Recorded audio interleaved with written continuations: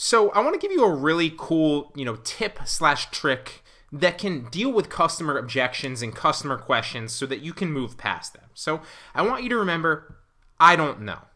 I want you to use this in a customer objection to, put the responsibility back on them and respond to their question with a question of your own that makes them rethink that objection, okay?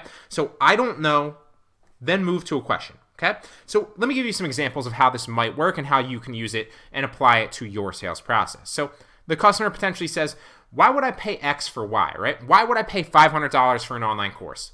Why would I pay 23 grand for this car when I could, go down the street and pay $18 for it or $18,000 for it? If you're charging $18, your competitor's charging $18, you're in trouble for a $23,000 car. But so how you'd respond to that? Why would I pay $500 for an online course? You'd say, I don't know.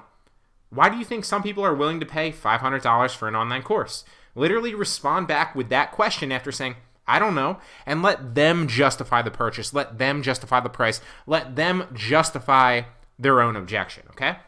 Another example, they say, what's in it for you?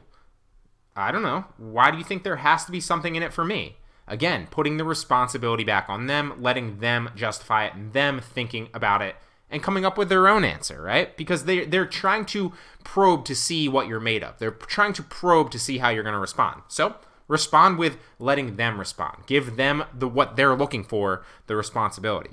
So they say something along the lines of, what if I can't afford it? Or what if I can't afford to pay $500 for this course? I don't know. How would it make you feel if you knew this product would change your life and really move your business forward, but you couldn't afford it?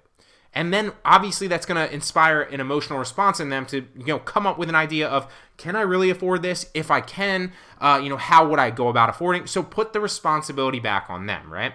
With that question. I don't know, followed up with a question. One more example, is the product worth it? I get this one a lot. Is it really worth it? I don't know. It depends on how you define worth it. Would it be worth it to pay $500 for an online course if that could make you a few thousand a month afterward? If that could move your business forward and get you out of debt, something along those lines. You don't necessarily need to say those things, but just ask leading questions, put the responsibility back on them. So I don't know, then move forward with your own question that puts the responsibility back on them and lets them justify their objection. So key takeaways here. Whoever asks the questions obviously controls the conversation. Don't give the buyer the control by letting them always ask you questions and you justifying your price and justifying your products and being on the defensive. Whoever asks the questions, I'm going to say it again, controls the conversation.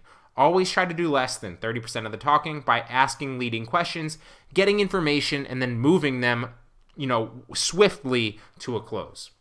So another thing that we talked about before, and this is huge, an amateur tries to sell, but a master makes people want to buy. Always remember that. And often you can respond with a question, just like we just covered. A good example, I don't know, and then move on through, to your own leading question that puts the responsibility back on them. Let them justify the purchase. Let them justify the price. Let them justify everything. Ask leading questions that makes them rethink their objection.